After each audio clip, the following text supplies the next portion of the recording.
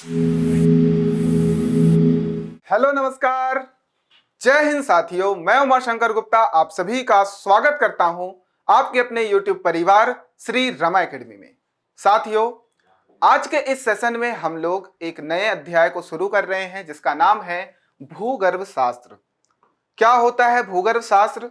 तो पृथ्वी की आंतरिक संरचना, पृथ्वी के आंतरिक संरचना में जो जो संगठन है, सेल समूह, इन सभी का अध्ययन जो होता है वह भूगर्भ शास्त्र कहलाता है। जियोलॉजी दो शब्दों से बना है, जियो और लॉजी। जियो का मतलब पृथ्वी और लॉजी का मतलब होता है अध्ययन। तो पृथ्वी से संबंधित जितना भी अध्ययन है हम लोग इस चैप्टर में पढ़ते हैं, जियोलॉजी में पढ़ते हैं। तो भूगर्भ, गर्भ जो लिखा हुआ है मतलब पृथ्वी के अंदर की बात हो रही है। ठीक है, हमने इसके अलावा साइंस के 4 ब्रांच देखे थे, एक फिजिक्स, एक केमिस्ट्री और बायोलॉजी, फिर हम आज का जो चैप्टर है जियोलॉजी। इन 4 ब्रांच में चौथी ब्रांच है जिसके अंतर्गत हम लोग पृथ्वी की जानकारी हासिल करते हैं, पृथ्वी से संबंधित अध्ययन करते हैं। ठीक है, तो अब हमें कैसे पता चलेगा कि आंतरिक संरचना कैसी है, पृथ्वी की आंतरिक संरचना कैसी है? अब कोई व्यक्ति अंदर जाकर के तो देख नहीं सकता, क्योंकि पृथ्वी के आंतरिक संरचना दृश्य तो है नहीं। अगर दृश्य होती तो हमें प्रॉपर साक्ष्य मिल जाते, परंतु हमें प्रॉपर साक्ष्य नहीं मिल पाते हैं। इसी आधार पर साइंटिस्ट, वैज्ञानिकों ने कुछ प्राकृतिक और अप्राकृतिक साक्ष्यों के आधार पर भूगर्भ शास्त्र की संरचना का अध्ययन किया है। ठीक, सबसे पहले आप देखो कि जो पृथ्वी की आंतरिक संरचना है वह 3 बृहद मंडलों में विभाजित है। कौन कौन से? क्रस्ट, मेंटल और कोर। हम लोग यही जानेंगे कि हमको कैसे पता चला कि ये 3 बृहद मंडल क्रस्ट, मेंटल, कोर कैसे हैं, किन धातुओं से बने हैं, इन सभी पर जानकारी हमको मिलेगी। मैंने आपको बताया कि आंतरिक संरचना दृश्य तो नहीं है किसी मनुष्य के लिए, तो कैसे पता चला? तो उसके लिए हमने बोला पहले तो अप्राकृतिक साक्ष्यों को हमने समेटा। उसमें कौन कौन से तथ्य हमने देखे? एक तो घनत्व, दूसरा दबाव और तीसरा तापक्रम। कि पृथ्वी का घनत्व ऊपरी सतह पर कितना है, आंतरिक सतह पर कितना है, इस आधार पर। पृथ्वी का दबाव नीचे जाने पर बढ़ रहा है, पृथ्वी का तापक्रम नीचे जाने पर बढ़ रहा है, इस आधार पर हमने कुछ साक्ष्य निकाले, अभी देखेंगे। इसके अलावा कुछ प्राकृतिक साक्ष्य हैं जैसे कि ज्वालामुखी और भूकंप। ज्वालामुखी और भूकंप, भूकंप सबसे इंपॉर्टेंट यहां पर साधन है पृथ्वी की आंतरिक संरचना के जानकारी हेतु। भूकंप विज्ञान से ही हमें पता चलता है कि आंतरिक संरचना कैसी है। जो बृहद मंडल हमको मिले हैं, क्रस्ट, मेंटल, कोर, ये किसी और से नहीं, भूकंप साक्ष्य से ही मिल पाए हैं। तो सबसे पहले एक एक करके चर्चा करते हैं, घनत्व की बात करते हैं कि कैसे पता चला घनत्व के आधार पर। आइए देखते हैं। अभी आप लोग यहां पर देखिए, जो हमारा पृथ्वी है ये ऊपरी सतह है, इसको हमने क्रस्ट नाम दिया। अभी हमने कोई नाम नहीं दिया, अभी हमको कुछ भी नहीं पता है। ठीक, ऊपरी सतह का जब वैज्ञानिकों ने घनत्व निकाला तो घनत्व क्या होता है पहले तो आप ये जानिए। घनत्व होता है द्रव्यमान बटे आयतन, मास अपॉन वॉल्यूम। तो अब हम लोग किसी भी धातु, मटेरियल, किसी भी पदार्थ का घनत्व निकाल सकते हैं। तो हमने क्या किया, पृथ्वी की ऊपरी सतह का घनत्व निकाला, कुछ चीजें ली, उसका कुछ मास था, द्रव्यमान था, और उसके वॉल्यूम से, उसके आयतन से भाग दिया तो उसका घनत्व आ गया। तो लगभग कितना है, औसतन 3.0 ग्राम पर घन सेंटीमीटर, ग्राम पर घन सेंटीमीटर। यह है ऊपरी सतह का घनत्व। और पूरी पृथ्वी का औसत घनत्व जो निकल करके आया वह कितना आया?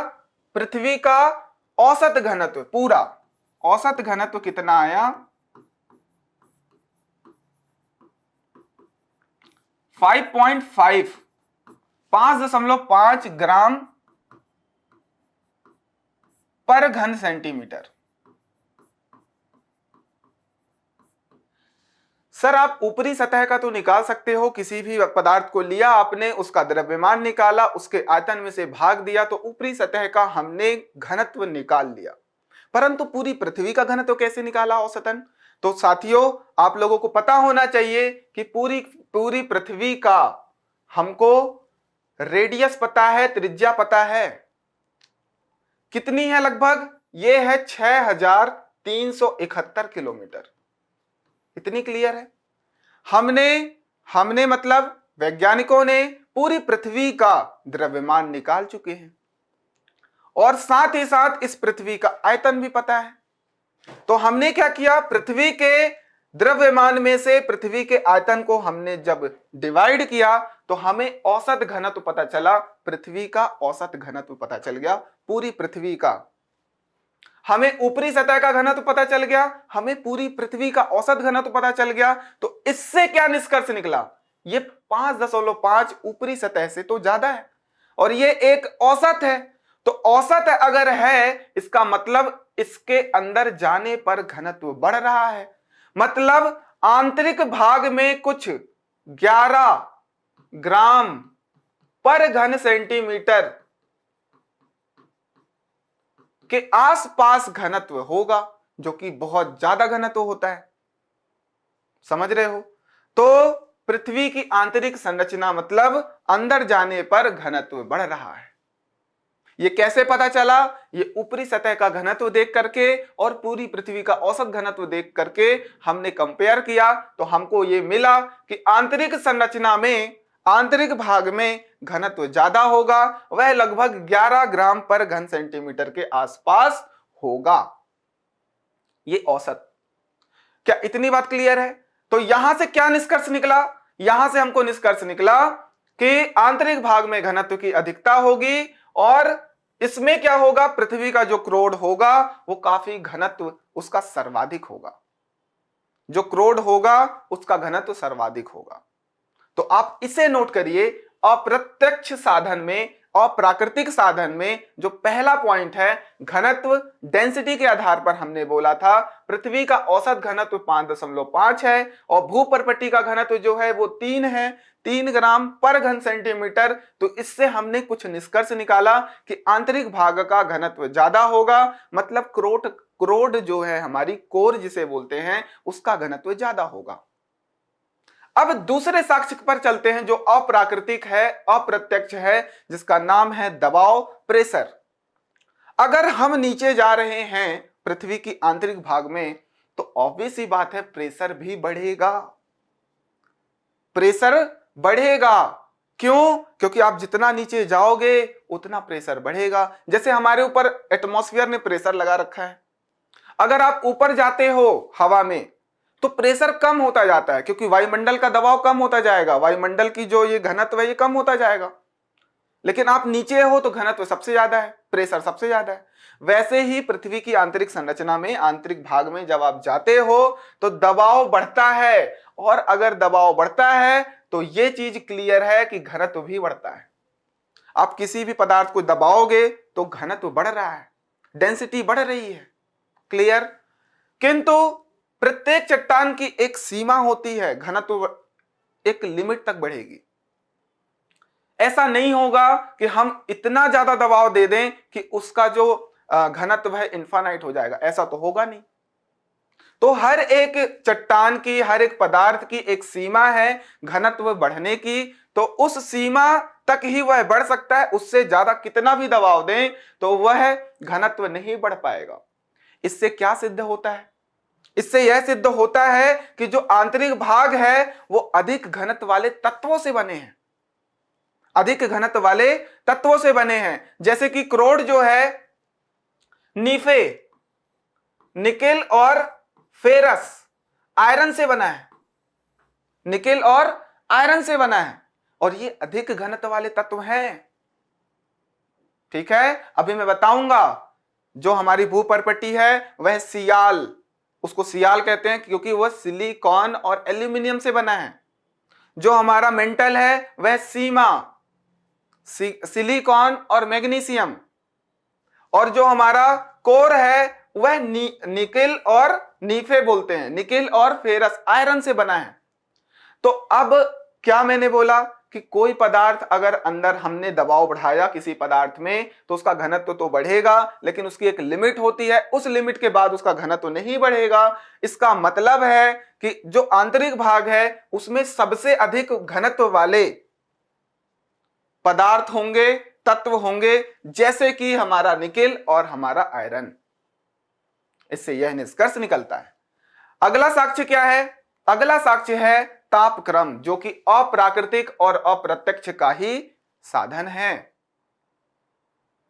तो तापक्रम से हमने क्या देखा कि जब हम 32 मीटर की गहराई पर जाते हैं तो 1 डिग्री सेल्सियस की वृद्धि होती है। जब हम 32 मीटर अंदर जा रहे हैं तो 1 डिग्री सेल्सियस की वृद्धि होती है, परंतु गहराई के साथ साथ तापक्रम की वृद्धि दर में, ये वृद्धि दर है, वृद्धि दर में गिरावट आता है।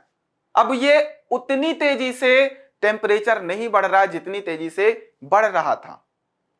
तो क्या हुआ? इसके परिणाम स्वरूप अगर हम लोग देखेंगे, अगर इसी तरीके से अगर बढ़ता गया 1 डिग्री सेल्सियस 1 डिग्री सेल्सियस इतने कम डिस्टेंस में, तो ऐसा, अब हमने आपको क्या बोला कि पृथ्वी का जो गहराई है, त्रिज्या है, वह लगभग 6371 किलोमीटर है। तो इस गहराई तक पहुंचने में तो सब कुछ गैस बन जाएगा। इससे तो यह सिद्ध हो रहा है कि तापक्रम अगर इसी दर से बढ़ता गया तो हमारा जो पृथ्वी का आंतरिक भाग है वो गैस होगा, और अभी हम लोग देख रहे हैं कि वह एक ठोस होगा। घनत्व की बात कर रहे हैं, घनत्व उसका लगभग 11 के आसपास है, दबाव काफी ज्यादा कोर में है, आंतरिक भाग में है। तो उससे हमको क्या पता चल रहा है? इन साक्ष्यों से पता चल रहा है कि आंतरिक भाग ठोस होना चाहिए। तापक्रम से यहां से क्या पता चल रहा है कि एक गैस होगा आंतरिक भाग, क्योंकि सर टेम्परेचर जितना ज्यादा बढ़ेगा इतनी कोई भी मटेरियल होगी वो पिघल जाएगी, ठीक।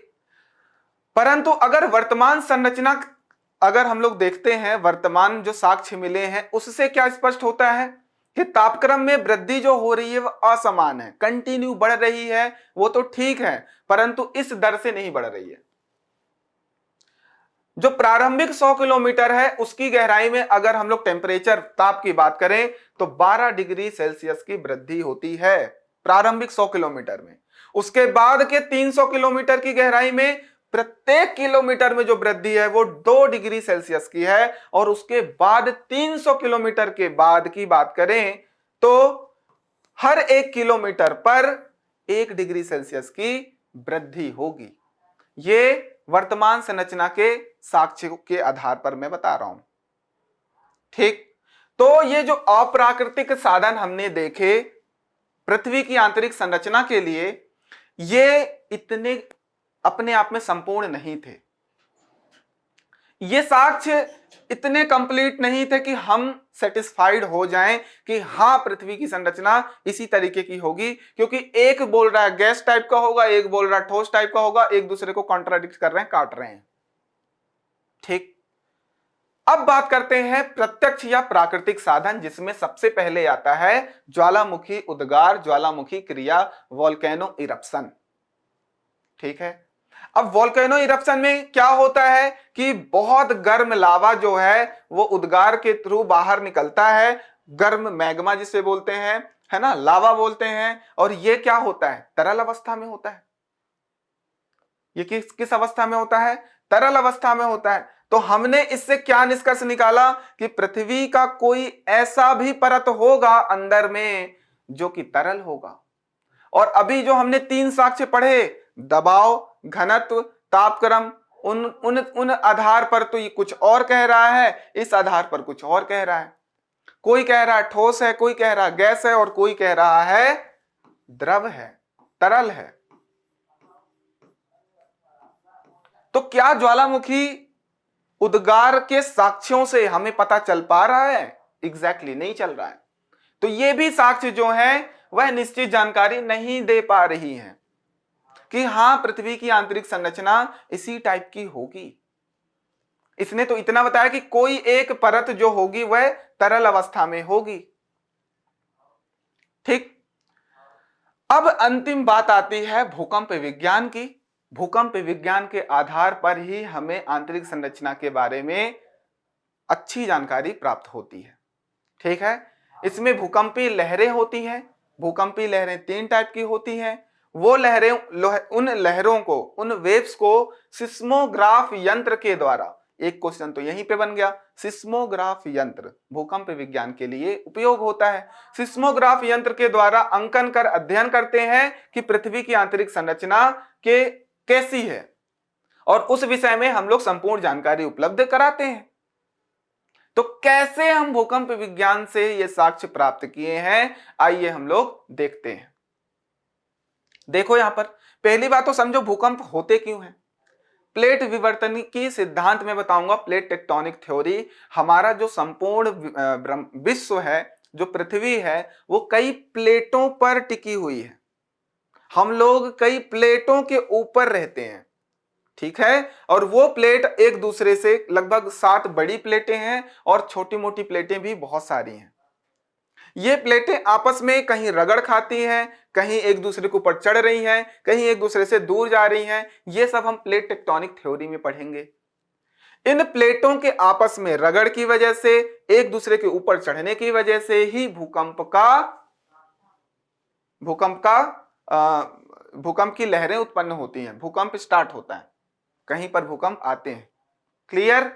तो यहां पर देखो, एक प्लेट ये है हमारे पास, भूकंप हमारा यहां पर हो रहा है। एक प्लेट ये हमारी है और ये दूसरी प्लेट है। इन दोनों प्लेटों के आपस में रगड़ की वजह से या ओवरलैप की वजह से यहां पर भूकंप बना, और ये देखो ये लहरें निकल के आ रही हैं। ये बाहर डिस्ट्रक्ट कर दे रही है, सारी चीजों को तोड़ मोड़ दे रही है, और अंदर भी कुछ लहरें जा रही हैं जिनको P और S वेव कहते हैं। ये भी हम लोग देख रहे हैं। क्या इतनी बात क्लियर है कि भूकंप विज्ञान से 3 टाइप की लहरें हमने देखी। इन लहरों को ही हम लोग रीड करेंगे, और ये जो रीडिंग हो रही है इसको हम लोग सिस्मोग्राफ के थ्रू करते हैं, और यही जो भूकंप विज्ञान है इसी को हम लोग सिस्मोलॉजी कहते हैं। सिस्मोलॉजी, भूकंप विज्ञान को हम लोग क्या कहते हैं? सिस्मोलॉजी। तो भूकंप विज्ञान के साक्ष्य में देखिए एक बार कि भूकंप विज्ञान एकमात्र ऐसा प्रत्यक्ष साधन है जिसमें पृथ्वी के आंतरिक भाग की बनावट की विषय में कुछ हम लोग ऐसे साक्ष्य उभर कर आते हैं जो कि सेटिस्फाइड साक्ष्य हैं कि हाँ रियल में ऐसा होगा। हम लोग अंदर जाकर के तो नहीं देख पा रहे हैं।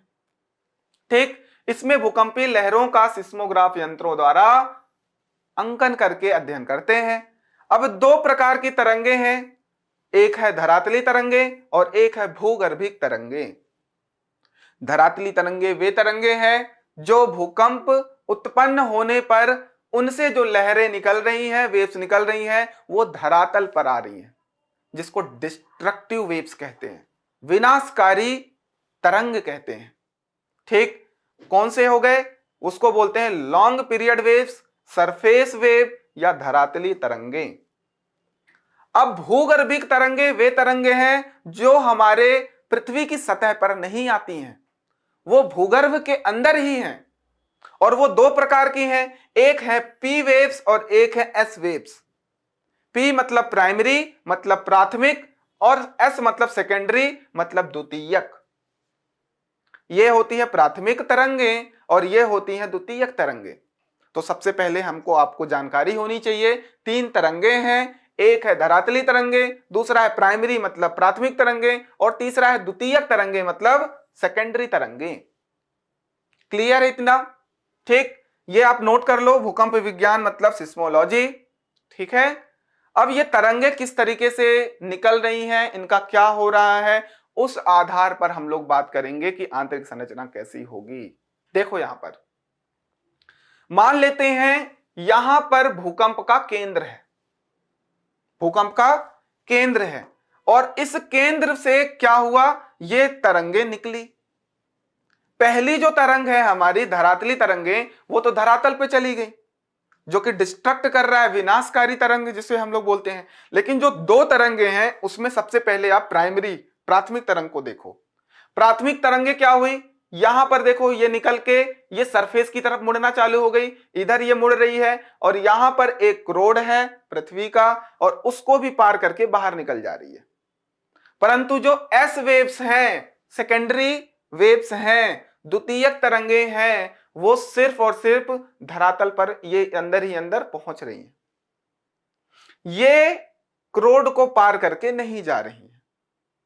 ठीक है, हमने सिस्मोग्राफी के द्वारा इन्हीं वेव्स को रीड किया है, तो पता क्या चला कि ये जो पी तरंगे हैं, ये पी तरंगे पहली बात तो मुड़ रही हैं वक्राकार, वक्र में।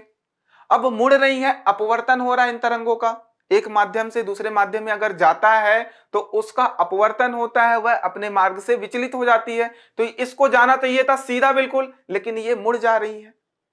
मतलब क्या? मतलब एक मीडियम से दूसरे मीडियम में जा रही है, मतलब घनत्व बढ़ रहा है या कम हो रहा है। ये क्यों होता है? घनत्व के असमानता की वजह से। ठीक, अगर घनत्व असमान होंगे तो ये वेव्स भी मुड़ जाएंगी। ठीक, हम लोग प्रकाश वाले चैप्टर में लाइट को हमने देखा था अपवर्तन में, तो यहां पर तो ये भूकंपीय तरंगे हैं, तो यहां पर अलग अलग घनत्व के परत होने की वजह से ये वक्राकार में मुड़ गई। उसके बाद अंदर गया तो इसका फिर से मुड़ाव हुआ जब ये क्रोड में एंटर हुआ। उसके बाद इसकी जो वेग है, स्पीड है, इससे बाहर निकलने पर काफी कम हो गई और ये इस तरीके से बाहर निकला और हमने इसका अंकन कर लिया। परंतु ये प्राइमरी है, पी तरंगे हैं, और यहां पर अगर सेकेंडरी की बात करें, द्वितीयक तरंगे, तो ये सिर्फ और सिर्फ वक्राकार में निकल गई।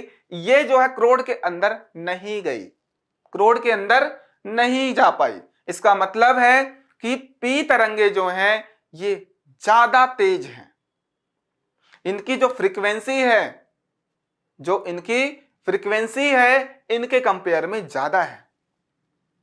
ठीक है, तो हमको इन तरंगों के माध्यम से यह पता चला कि क्रोड जो है वो ठोस है और अधिक घनत्व का है।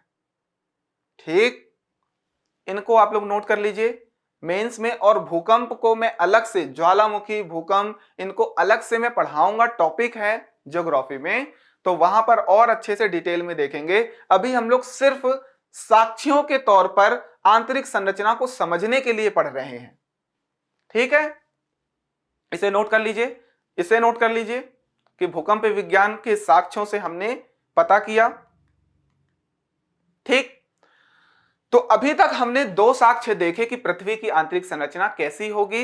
एक था अप्राकृतिक और एक था प्राकृतिक। अप्राकृतिक में हमने तीन साक्ष्य देखे, तीन साधन देखे, घनत्व, दबाव, तापक्रम। इन आधार पर हमको कंप्लीट जानकारी नहीं मिलती है कि आंतरिक संरचना कैसी होगी, परंतु ज्वालामुखी और भूकंप जो कि प्रत्यक्ष साधन है, तो उसमें भी ज्वालामुखी से भी हमको उतना क्लियर नहीं समझ में आता है, परंतु भूकंप विज्ञान से लगभग हमको क्लियर हो जाता है कि आंतरिक संरचना में तीन बृहद मंडल हैं। हमको भूकंप साक्ष्य से पता चल रहा है तीन बृहद मंडल हैं। एक है भूपर्पटी, दूसरा है मेंटल और तीसरा है कोर। एक है भूपर्पटी, दूसरा है मेंटल और तीसरा है कोर, जिसको क्रोड कहते हैं।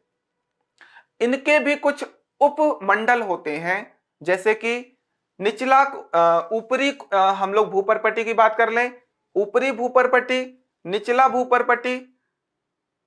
ठीक, ये हो गया ऊपरी भूपर्पटी,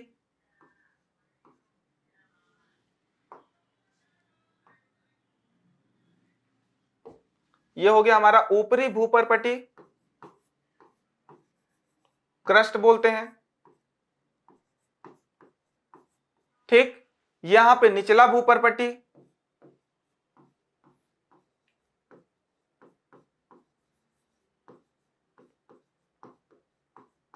उसके बाद यहां पे हमारा मेंटल है, ऊपरी मेंटल, निचला मेंटल, ऊपरी कोर, निचला कोर। ठीक है, इस तरीके से 6 मंडल हैं, 3 बृहद मंडल और उसके 3 उपमंडल। ठीक, आइए सबसे पहले बात करते हैं भूपर्पटी। भूपर्पटी आप लोग नोट्स भी ऐसे ही बनाओगे, नोट्स भी ऐसे ही बनाओगे मेंस के लिए। ठीक है, तो आपका जो पहला क्या है कि क्रस्ट का जो निर्माण है मुख्यतः सिलिका और एल्यूमिनियम से हुआ है। हमने अभी पढ़ा था कि जो ऊपरी परत है, जो हमारा भूपर्पटी है, वहां जो घनत्व है वह औसतन 3 ग्राम पर घन सेंटीमीटर है, 3 के आसपास है। ठीक, तो इसमें क्या है, कौन कौन से तत्व मुख्यतः हैं, सबसे ज्यादा अमाउंट में, सबसे ज्यादा मात्रा में कौन से तत्व हैं? एक तो सिलिका और एक है एल्यूमिनियम। सिलिका और एल्यूमिनियम की अधिकता की वजह से भूपर्पटी को सियाल कहते हैं, ये याद रखोगे। भूपर्पटी को सियाल नाम क्यों दिया गया? क्योंकि इसमें सिलिकॉन और एल्यूमिनियम के तत्वों की अधिकता है। उसके बाद आईयूजीजी द्वारा इसकी जो मोटाई बताई गई वह 30 किलोमीटर की बताई गई, भूपर्पटी की 30 किलोमीटर की मोटाई बताई गई। और क्रस्ट का जो औसत घनत्व है, क्रस्ट औसत घनत्व, मैंने आपको बोला ऊपरी क्रस्ट और निचला क्रस्ट, ऊपरी भूपर्पटी निचली भूपर्पटी, इन दोनों का जब औसत निकाला गया तो लगभग 2.9 ग्राम पर घन सेंटीमीटर होगा। ठीक, उसके बाद घनत्व में यह अंतर दबाव के कारण माना जाता है। और ऊपरी क्रस्ट एवं निचले क्रस्ट के बीच में जो घनत्व संबंधी असंबद्धता है, इसी को कोनराड असंबद्धता कहते हैं। कोनराड असंबद्धता समझिए, यहां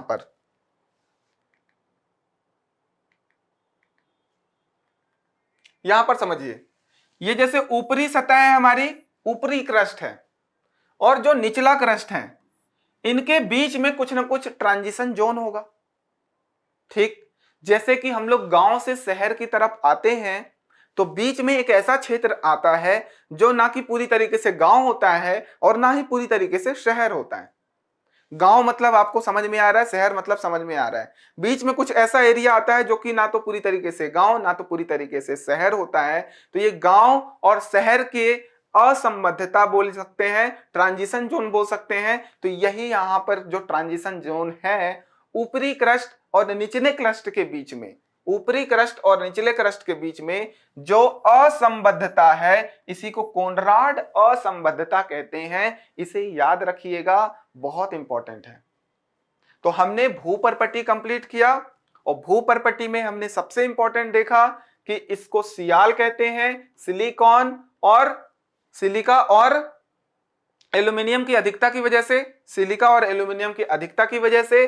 और इसकी जो मोटाई है वह 30 किलोमीटर है। औसत घनत्व की बात करें तो 2.9 है। और यहां पर जो असंबद्धता है वह कोनराड असंबद्धता है।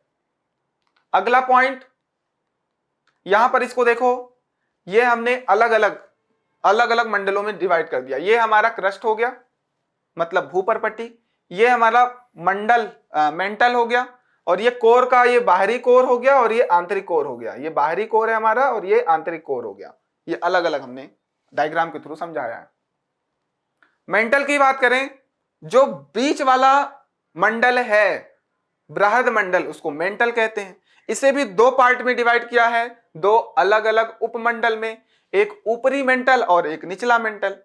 ठीक, आप इस डायग्राम को देखिए, आपको क्लियर समझ में आएगा। यहां पर देखिए, ये है हमारा आंतरिक कोर, ये है हमारा बाह्य कोर, ये है निचला मेंटल, ऊपरी मेंटल, ये हमारा क्रस्ट का निचला क्रस्ट और ये ऊपरी क्रस्ट। समझ रहे हो कि पहले क्रस्ट है, ऊपरी क्रस्ट, फिर निचला क्रस्ट, फिर ऊपरी मेंटल, निचला मेंटल, ऊपरी कोर मतलब बाह्य कोर और आंतरिक कोर या क्रोड। ठीक, इस तरीके से हमने इन मंडलों को डिवाइड किया है। तो यहां पर हम पढ़ रहे हैं मेंटल। मेंटल का निर्माण जो है बेसाल्ट आग्नेय शैल और सिलिका एवं मैग्नीशियम से हुआ है। जो आग्नेय शैल है वो मुख्यतः दो मुख्य धातुओं से, सिलिका और मैग्नीशियम से बना है, इसलिए इसको हम लोग क्या बोलते हैं? सीमा। सिलिका और मैग्नीशियम से बना है, इसलिए इसको बोलते हैं सीमा। तो आपको सीमा भी पूछ सकता है, तो आपको ये सारे पॉइंट्स मेंटल में जो लिख रहे हो वो सीमा में लिखोगे, जो पॉइंट्स भूपर्पटी में लिख रहे हो वही आप सियाल में लिखोगे। ठीक, आईयूजीजी के द्वारा इसकी जो मोटाई है वह 2900 किलोमीटर की गहराई तक बताया गया है कि इसका जो विस्तार है वह 2900 किलोमीटर तक है। पूरे मेंटल की बात कर रहे हैं, बाह्य और आंतरिक दोनों। ठीक, ऊपरी और निचली दोनों। अगर घनत्व की बात करें तो ऊपरी मेंटल का घनत्व 3.3 है और निचले मेंटल का घनत्व 5.5 है, मतलब बढ़ रहा है। ऊपरी मेंटल का घनत्व 3.3 और निचले का 5.5 है। और घनत्व संबंधित ये असंबद्धता जो आई, घनत्व संबंधी असंबद्धता जो बढ़ रही है, ट्रांजिशन जोन आया, उसमें दो तरीके का ट्रांजिशन जोन है। निचले क्रस्ट और ऊपरी मेंटल के बीच में जो असंबद्धता है उसको मोहो असंबद्धता कहते हैं। ऊपरी मेंटल और निचले मेंटल के बीच में जो असंबद्धता है उसको रेपेटी असंबद्धता बोलते हैं। तो हमने तीन असंबद्धता पढ़ा, एक कोनराड, दूसरा मोहो और तीसरा रेपेडी। अब यहां पर मैं तीनों याद करा रहा हूं, देखो कैसे। ये हमारा क्रस्ट है, ये ऊपरी क्रस्ट और ये निचले क्रस्ट, इनके बीच में जो असंबद्धता है घनत्व संबंधी उसको बोल दिया हमने कोनराड। कोनराड असंबद्धता बोल दिया। अब क्या हुआ, निचला वाला क्रस्ट है और ऊपरी वाला मेंटल है, ये हमारा मेंटल है, ये निचला क्रस्ट ऊपरी मेंटल के बीच में जो असंबद्धता है इसको हमने बोला मोहो। और ऊपरी मेंटल और निचला मेंटल, ये भी मेंटल है, ये ऊपरी मेंटल और निचले मेंटल के बीच में जो असंबद्धता है इसको बोलेंगे रेपेडी। अब जो बात करेंगे निचला मेंटल और बाह्य कोर के बीच में, निचला मेंटल और बाह्य कोर के बीच में जो असंबद्धता आएगा उसको गुटेनबर्ग कहेंगे। और बाह्य कोर और आंतरिक कोर के बीच में जो असंबद्धता आएगा उसको लेहमैन असंबद्धता कहेंगे। ये गुटेनबर्ग है, ठीक। निचले क्रस्ट और ऊपरी मेंटल के बीच में है मोहो असंबद्धता, ऊपरी मेंटल और निचले मेंटल के बीच में है रेपेडी असंबद्धता। इतना आपको याद रखना है, क्लियर। अब बात करते हैं क्रोड की। क्रोड का निर्माण जो है वह निकल और फेरियम से हुआ है, इसीलिए इसको नीफे कहते हैं, ठीक। सबसे ज्यादा घनत्व वाले तत्व यहां पर पाए जा रहे हैं क्रोड में, कोर में। आईयूजीजी के द्वारा इसकी जो गहराई बताई गई वह 6371 किलोमीटर तक की मोटाई बताई गई है, ठीक है। मेंटल के नीचे ये ऊपर से 6371 किलोमीटर तक फैले हुए हैं। अगर क्रोड के घनत्व की बात करें तो बाह्य क्रोड का घनत्व 10 है और आंतरिक क्रोड का घनत्व लगभग 13.6 है। ये पूरे रिसर्च के बाद आपको पता चला, भूविज्ञान जो साक्ष्य मिले हैं, भूविज्ञान बोल रहा हूं, भूकंप विज्ञान जो साक्ष्य मिले हैं उसके द्वारा ये पता चला है कि 13.6 है आंतरिक का, और बाह्य क्रोड का कितना है, लगभग 10 ग्राम पर घन सेंटीमीटर। अगर घनत्व संबंधी असंबद्धता में बात करूं तो मेंटल और कोर के बीच में जो घनत्व संबंधी असंबद्धता है गुटेनबर्ग असंबद्धता, बाह्य और आंतरिक कोर के बीच में लेहमैन असंबद्धता, ये सब आपको याद रखना है। उसके बाद ये डायग्राम बनाओगे। डायग्राम में आप देखो क्रस्ट जो है गहराई के आधार पर अगर बात करूं तो क्रस्ट 0 किलोमीटर से 30 किलोमीटर तक का है, वो क्रस्ट कहलाएगा।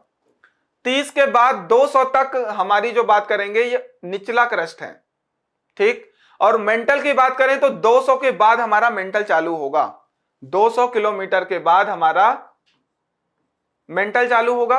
मेंटल जो है 200 से लेकर के लगभग 2900 तक फैला है, जिसके अंतर्गत 200 से 700 किलोमीटर तक ऊपरी मेंटल है और 700 से 2900 तक निचला मेंटल है।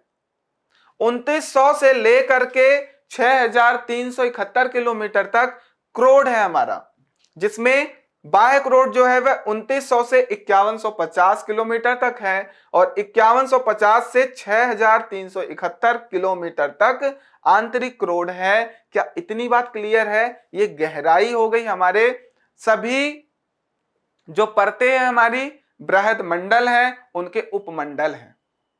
अगर घनत्व की बात करें तो यहां पे डायरेक्टली आप ये शॉर्ट में याद करो घनत्व। ऊपरी जो हमने देखा था 2.9 और 3.3, 2.9 एवरेज निकाला था हमने ऊपरी क्रस्ट और निचले क्रस्ट का। उसके बाद अगर मेंटल के ऊपर की बात करें तो ये 3.3 है। और अगर हम लोग यहां पर क्रोड और मेंटल के बीच में अगर बात कर रहे हैं, ये है क्रोड और इधर क्रूड है पूरा, इधर पूरा मेंटल है। तो इसके अगर हम लोग बात करते हैं मेंटल की तरफ, ये 5.5 का है, और क्रूड में जैसे ही इंटर करते हैं लगभग 10 का है, 10 ग्राम पर घन सेंटीमीटर। यहां पर देखो कितना जल्दी ट्रांजिशन जोन है, कितना जल्दी चेंज हो गया। ये 5.5 है और ये लगभग 10 के आसपास है, तुरंत चेंज हुआ है। उसके बाद सबसे अंत में अगर अंदर की बात करें तो 13.6 ग्राम पर घन सेंटीमीटर। तो इस तरीके से आप याद रखना 13.6, यहां पर आप याद रखो क्रूड और मेंटल के बीच में पहले इधर 10 है, उस साइड 5.5 है, और यहां 3.3 और 2.9 है। इसी को मैंने नोट्स में डाला है, ये अच्छे से याद होगा, कंफ्यूजन भी नहीं होगा, इसको आप लोग नोट कर लेंगे। ठीक, तो हम लोगों को क्लियर समझ में आया कि जो हमारा भूपर्पटी है, मेंटल है, क्रोड है जिसको कोर बोलते हैं, ये 3 बृहद मंडल है पृथ्वी की आंतरिक संरचना में। और इसी आंतरिक संरचना को हम लोग जो साक्ष्यों में अगर देखा कि हमको सबसे मेन साक्ष्य जो था वो भूकंप विज्ञान था। भूकंप विज्ञान में हमने सिस्मोग्राफी के थ्रू हमने अंकन करके जो वेव्स हमको मिली, 3 वेव्स मिली थी, पी वेव्स, एस वेव्स, और जो हमारे धरातल पे आने वाले वेव्स हैं धरातली वेव्स। धरातली वेव्स जो थे वो डिस्ट्रक्टिव विनाशकारी वेव्स हैं, तरंग हैं, और जो पी वेव्स और एस वेव्स हैं वो भूगर्भिक तरंगे हैं। तो उनको अध्ययन करके हमने अंदर की संरचना को प्राप्त किया। तो आई होप आप लोगों को ये पूरा का पूरा सेशन समझ में आया होगा। अगले सेशंस में हम लोग जल्दी से जल्दी देखेंगे कि क्या था, चट्टानें कैसी हैं, प्लेट विवर्तन की थ्योरी कैसी है। तो इस तरीके से हम लोग इस पूरे के पूरे अध्याय को कंप्लीट करेंगे। आई होप आप लोगों को बहुत मजा आया होगा। कोई भी डाउट है आप लोग कमेंट करके पूछ सकते हैं। हमारे टेलीग्राम चैनल से जुड़ जाइए फटाफट, और यहाँ पर आप क्विज वगैरह डेली आप लोग प्राप्त करिए, और साथ ही साथ आपको करंट अफेयर की चीजों से अवेयर किया जाता है। बाकी के भी हमारे सोशल मीडिया से जुड़ जाइए। ठीक, तो खूब पढ़ाई करिए, स्वस्थ रहिए, मस्त रहिए, जम के पढ़ाई करिए और प्यार बनाए रखिए। धन्यवाद।